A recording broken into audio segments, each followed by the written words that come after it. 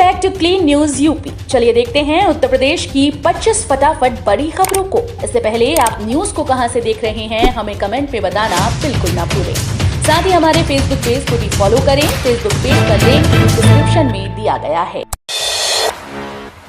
1 करोड़ लाभार्थियों को बढ़ेगा पेंशन। अब हर महीने मिलेगा 1500 रुपए। कन्याओं की शादी पर 1 लाख। शपथ ग्रहण से पहले ही योगी आदित्यनाथ ने चुनावी संकल्प पत्र यानी घोषणा पत्र पर काम करना शुरू कर दिया। जानकारी के मुताबिक नई सरकार के गठन के साथ ही गरीबों को दी जाने वाली पेंशन को बढ़ा दिया जाएगा। इससे करीब 1 करोड़ पेंशनधारी लाभान्वित होंगे। सूत्रों के मुताबिक अब इन पेंशनधारियों को 1000 रुपए के बजाय 1500 रुपए प्रति महीने पेंशन देगी, जिसके चलते सरकार हर साल करीब 18,000 करोड़ रुपए खर्च करेगी। वहीं निर्धन कन्याओं के सामूहिक विवाह के लिए भी रकम बढ़ाई जाएगी। अब 51,000 रुपए के बजाय 1 लाख रुपए खर्च करने की तैयारी है। श्री बांके बिहारी मंदिर के लिए बनेगा ग्रीनफील्ड एक्सप्रेसवे। जानिए क्या है पूरा प्लान। यमुना एक्सप्रेसवे औद्योगिक विकास प्राधिकरण ने श्री बांके बिहारी मंदिर को यमुना एक्सप्रेसवे से सीधे जोड़ने के लिए ग्रीनफील्ड एक्सप्रेसवे बनाने का फैसला किया। इस ग्रीनफील्ड एक्सप्रेसवे के किनारे कल्चरल हेरिटेज मथुरा के ब्रज क्षेत्र को दिखाने के लिए पूरा एरिया विकसित किया जा रहा है। नया वृंदावन ही नहीं बनाया जा रहा, बल्कि वृंदावन और मथुरा से जुड़ी हुई सांस्कृतिक धरोहर को पुनर्जीवित करने की कोशिश की जा रही है। हेरिटेज कॉरिडोर के लिए कंसल्टेंट की नियुक्ति की गई है। ईडा के सीईओ डॉक्टर अरुणवीर सिंह ने बताया कि Coldwell Bankers Richard Ellis CBRE South Asia private limited 24 मार्च तक राया हेरिटेज सिटी की विस्तृत परियोजना रिपोर्ट यमुना प्राधिकरण को सौंप देगा। इलाहाबाद हाईकोर्ट में 21 मार्च से शुरू होगा photo affidavit centre. Allahabad high court ने 21 मार्च से फोटो एफिडेविट सेंटर खोलने के बार एसोसिएशन के प्रस्ताव को मंजूरी दे दी। अब हाईकोर्ट में बिना हलफनामे की अंडरटेकिंग पर याचिकाएं दायर की जा सकेंगी। हाईकोर्ट बार एसोसिएशन ने पहले 7 मार्च से फोटो ID सेंटर खोलने को कहा था। किसी कारण से बढ़ाकर 21 मार्च कर दिया गया। इसकी जानकारी निबंधक शिष्टाचार आशीष कुमार श्रीवास्तव ने दी। मार्च में कार्ड धारक इस डेट तक ले सकेंगे फ्री तेल, चना और नमक। फ्री राशन के साथ फ्री रिफाइंड तेल, नमक व चने का वितरण अब 23 मार्च तक होगा। तमाम कोटेदारों तक राशन या 3 अन्य वस्तुएं न पहुंच पाने के कारण सरकार ने वितरण की तारीख को 5 दिन और बढ़ाया। अभी तक राशन का वितरण 18 मार्च तक होना था। इस बार 2 दिन OTP के जरिए राशन मिलेगा। जिन कार्ड धारकों का ई-पॉस मशीन पर उंगलियों का निशान नहीं लग पाता, उन्हें OTP सत्यापन के जरिए राशन मिलता है। कोई भी कार्ड धारक राशन से वंचित न रहे, इसे देखते हुए इस बार 18 व 23 मार्च को OTP के राशन वितरण होगा। होली पर आसान होगा सफर। लखनऊ से 9 शहरों के बीच लगाई गई 94 अतिरिक्त AC बसें। होली के दौरान रोडवेज बस से सफर करने वाले यात्रियों के लिए राहत की खबर है। परिवहन निगम प्रशासन ने लखनऊ से 9 शहरों के बीच 94 अतिरिक्त AC बसों को बेड़ा उतारा। ये बसें आलमबाग, कैसरबाग, चारबाग और अवध बस स्टेशन से चलेंगी। यात्रियों को बसों की सुविधा के लिए होली से लेकर होली के बाद 23 मार्च तक बसें मिलेंगी। परिवहन निगम की अपर प्रबंध निदेशक सरनीत कौर ब्रोका ने होली के मद्देनजर 23 मार्च तक अतिरिक्त बसें चलाने के निर्देश दिए हैं। योगी सरकार के शपथ समारोह को मेगा शो बनाने की तैयारी। 70,000 लोग हो सकते हैं शामिल।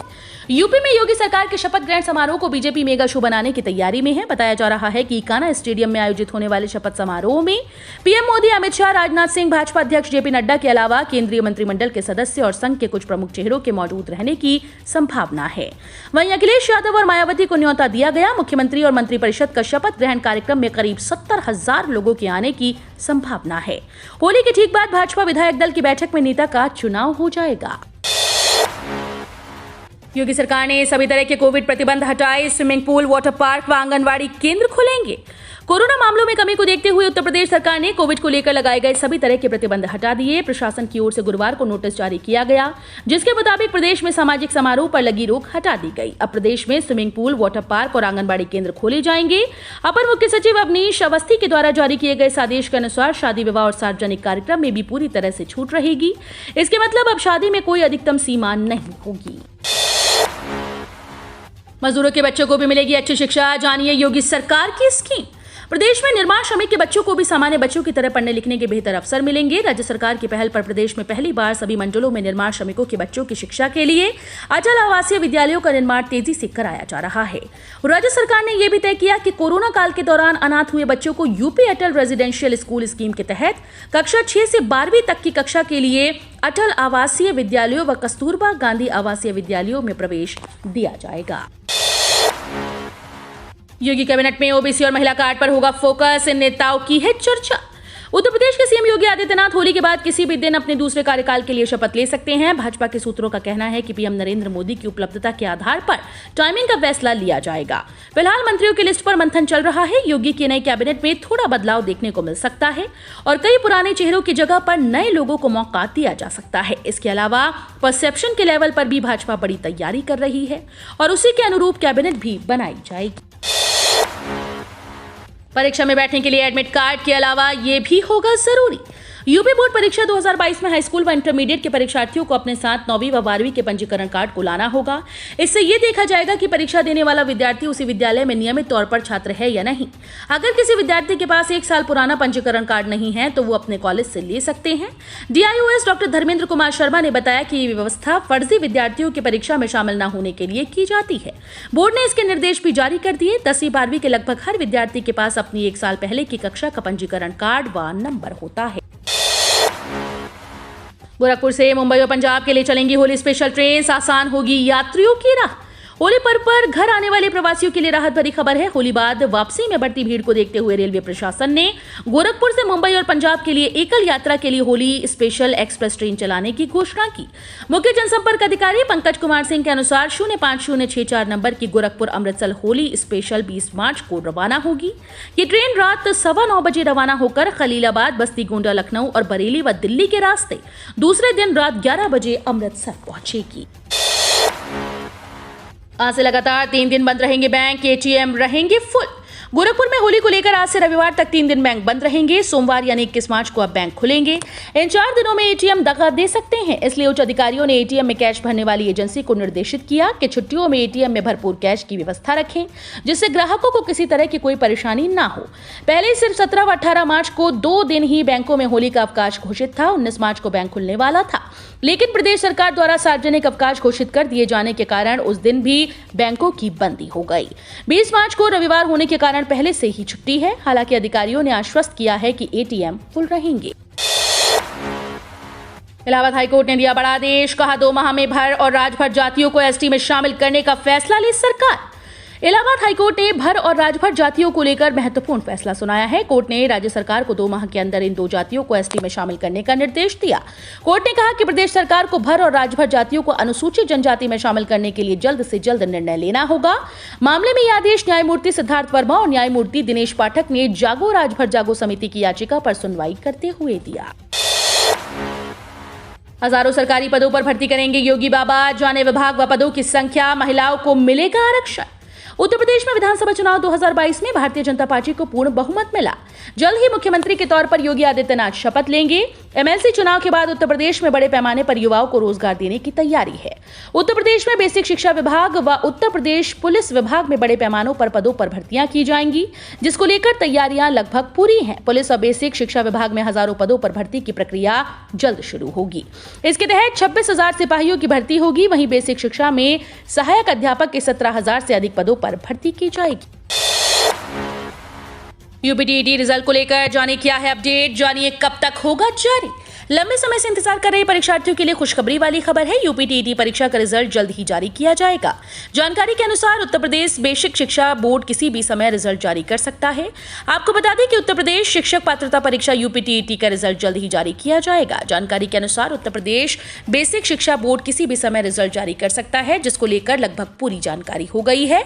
अभी तक बोर्ड ने रिजल्ट जारी करने की डेट घोषित नहीं की, लेकिन यह अनुमान लगाया जा रहा है कि बोर्ड जल्द ही नतीजे जारी कर सकता है। IIT BHU में वार्षिक उद्यमिता उत्सव ई समिट 22-5 अप्रैल से युवा उद्यमी, उद्योग जगत के लीडर्स, उत्साहित छात्र ले सकेंगे भाग। भारतीय प्रौद्योगिकी संस्थान में 5 से 13 अप्रैल तक वार्षिक उद्यमिता उत्सव ई समिट 2022 का आयोजन किया जा रहा है। यह आयोजन ऑनलाइन होगा। IIT के छात्रों द्वारा संचालित इस आयोजन के इस वर्ष के शिखर सम्मेलन का विषय वेंचर्स ऑफ वेयर सिटी है, जो साहसी युवा उद्यमियों के लिए उत्कृष्टता और विशिष्टता की खोज में अनछुए रास्तों पर प्रयास करने का प्रयास है। इस सम्मेलन में pitching demo days, B plan प्रतियोगिताएं, कई upskilling workshop, case studies, mock trading, debate, quiz, fun activities और कई और रिफ्रेशिंग इवेंट्स शामिल हैं। कोरोना काल में अनाथ हुए बच्चों की पढ़ाई का जिम्मा सरकार का, जानिए कौन सी है योजना। प्रदेश में निर्माण श्रमिकों के बच्चे भी अब पढ़ लिखकर अफसर बन सकेंगे। उनको भी सामान्य बच्चों की तरह पढ़ने लिखने के अवसर मिलेंगे। उनकी पढ़ाई में पैसा भी अब बाधा नहीं बनेगा। गुणवत्तापूर्ण शिक्षा उनके भविष्य को संवारने में महत्वपूर्ण भूमिका निभाएगी। प्रदेश सरकार की पहल पर यूपी में पहली बार 18 मंडलों में निर्माण श्रमिकों के बच्चों की शिक्षा के लिए अटल आवासीय विद्यालयों का निर्माण तेजी से कराया जा रहा है। सरकार ने यह भी तय किया है कि कोरोना काल के दौरान अनाथ हुए बच्चों को यूपी अटल रेजिडेंशियल स्कूल स्कीम के तहत कक्षा 6 से 12वीं तक की शिक्षा के लिए अटल आवासीय विद्यालयों व कस्तूरबा गांधी आवासीय विद्यालयों में प्रवेश दिया जाएगा। होली के दिन जुमे की नमाज का समय बदला। शब बारात को लेकर इस्लामिक सेंटर ऑफ इंडिया ने दी ये सलाह। इस्लामिक सेंटर ऑफ इंडिया ने देश में शांति और सद्भाव बनाए रखने के लिए मस्जिदों से शुक्रवार को होली के मद्देनजर जुमे की नमाज का वक्त बदल दिया। मौलानाओं ने लोगों से अपील करते हुए कहा, होली और शब बारात को लेकर सलाह दी। इसके बाद लखनऊ में जामा मस्जिद ईदगाह, मस्जिद ऐशबाग, अकबरी गेट पर एक मीनारा मस्जिद शाहमीना शाह और मस्जिद चौक जैसी कुछ प्रमुख मस्जिदों सहित कम से कम 22 मस्जिदों ने जुमे की नमाज का समय दोपहर 1:30 बजे के बाद कर दिया है। Islamic centre of India, Firangi Mahal और लखनऊ ईदगाह के इमाम मौलाना खालिद रशीद ने बुधवार को जारी एक बयान में कहा कि चूंकि होली, शब बारात और जुमा एक ही दिन पड़ रहा है, इसलिए देश की गंगा जमुनी तहजीब को ध्यान में रखते हुए शांति सुनिश्चित करने के लिए सभी प्रयास किए जाने चाहिए। IIT वैज्ञानिक का दावा, भारत में सिर्फ 11.8% लोगों तक पहुंचा ओमिक्रॉन। कोरोना के ओमिक्रॉन वेरिएंट ने भारत में सिर्फ 11.80% लोगों को संक्रमित किया, जबकि ग्रीस में इसने सबसे ज्यादा 65.10% लोगों को चपेट में लिया। अमेरिका में 40.70% लोग ओमिक्रॉन की जद में आए। IIT के वरिष्ठ वैज्ञानिक पद्मश्री प्रोफेसर मणिंद्र अग्रवाल ने नई स्टडी के आधार पर यह दावा किया। स्टडी में निष्कर्ष दिया गया कि वैक्सीनेशन से बनी इम्यूनिटी से ज्यादा नेचुरल इम्यूनिटी ने ओमिक्रॉन संक्रमण से बचाव किया। हालांकि वैक्सीनेशन ने संक्रमण के बाद मरीजों को गंभीर स्थिति में जाने से बचाया। प्रोफेसर मणिंद्र ने गणितीय मॉडल सूत्र के आधार पर कोरोना की पहली, दूसरी व तीसरी लहर का आकलन किया, जो सही साबित हुआ। 27 मार्च से इंटरनेशनल फ्लाइट्स का शुरू होना मुश्किल, इस वजह ने रोकी रफ्तार। यूरोप और दक्षिणी पूर्व एशिया के कई देशों में कोरोना के बढ़ते संक्रमण को देखते हुए सरकार अंतर्राष्ट्रीय उड़ानों को पूरी तरह से खोलने को लेकर पूरी तरह सतर्क हो गई। सरकार ने 27 मार्च से सभी अंतर्राष्ट्रीय उड़ानों को खोलने का ऐलान किया। स्वास्थ्य मंत्री मनसुख मंडाविया ने एक उच्च स्तरीय बैठक में हालात की समीक्षा की।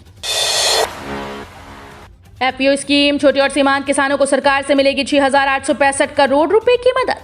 किसानों की आर्थिक दशा सुधारने और उनकी आय बढ़ाने की दिशा में सरकार का प्रयास जारी है। सरकार कई योजनाओं के माध्यम से किसानों को लाभ पहुंचा रही है। इसी क्रम में किसानों की फसल की सुरक्षा और उन्हें फसल का उचित मूल्य दिलाने के लिए सरकार FPO यानी किसान उत्पादक संगठन खोले जा रही है। सरकार चाहती है कि किसानों को उसकी उपज का बाजार में उचित मूल्य मिले, ताकि फसल लागत निकलने के बाद भी किसानों को मुनाफा हो सके। इसी बात को ध्यान में रखते हुए केंद्र सरकार की ओर से देश भर में 2024 तक 10,000 FPO खोलने की योजना है। बच्चों का आधार कार्ड बनाने घर घर जाएंगे डाकिये, डाक विभाग ने शुरू की तैयारी।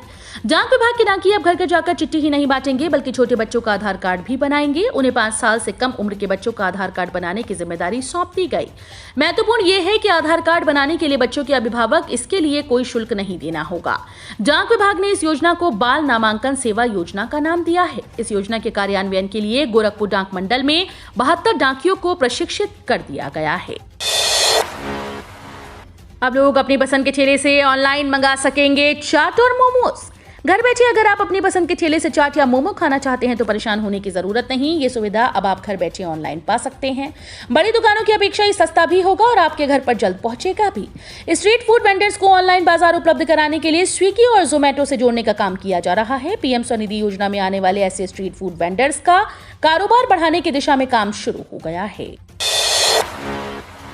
पेट्रोल CNG को जाएंगे भूल, नितिन गडकरी ने पेश की लेटेस्ट टेक्नोलॉजी से चलने वाली गाड़ी। पेट्रोल डीजल की महंगाई के बीच भारत में नई गाड़ी पेश कर दी गई। केंद्रीय सड़क परिवहन और राजमार्ग मंत्री नितिन गडकरी ने ग्रीन हाइड्रोजन से चलने वाली एडवांस फ्यूल सेल इलेक्ट्रिक गाड़ी टोयोटा मिराई को पेश कर दिया। गडकरी ने कहा कि भारत में अपनी तरह की पहली परियोजना है, जिसका उद्देश्य देश में इस तरह की गाड़ियों के लिए परिवेश तैयार करना है। उन्होंने कहा कि ये पूरी तरह से पर्यावरण अनुकूल है और इसमें पानी के अतिरिक्त कोई और उत्सर्जन नहीं होता। सरकारी कर्मचारियों के DA बढ़ाने को लेकर आया नया अपडेट, जाने कितना बढ़ेगा भत्ता। केंद्र सरकार ने हाल ही में संसद में कहा कि 7वें वेतन आयोग के तहत केंद्र सरकार के कर्मचारियों के लिए महंगाई भत्ता या डीए 3% से अधिक बढ़ाने की आवश्यकता नहीं, क्योंकि ये बढ़ोतरी महंगाई भत्ते के आधार पर की गई। सरकारी कर्मचारियों के डीए बढ़ोतरी के मुद्दे पर प्रधानमंत्री नरेंद्र मोदी की कैबिनेट की बैठक होने की उम्मीद थी, लेकिन किसी निर्णय पर कोई आधिकारिक अपडेट नहीं आया। सरकार होली से पहले डीए बढ़ोतरी पर फैसला ले सकती है। केंद्रीय वित्त राज्य मंत्री पंकज चौधरी ने राज्यसभा को एक लिखित उत्तर में कहा कि केंद्र सरकार के कर्मचारियों और पेंशन भोगियों को महंगाई भत्ता और महंगाई राहत क्रमशः श्रम ब्यूरो एम द्वारा जारी औद्योगिक श्रमिकों के लिए अखिल भारतीय उपभोक्ता मूल्य सूचकांक के अनुसार मुद्रास्फीति की दर के आधार पर गणना की जाती है। तो ये थी आज की 25 फटाफट बड़ी खबरें। अगर आपको न्यूज पसंद आई हो तो वीडियो को लाइक और शेयर जरूर करें। धन्यवाद।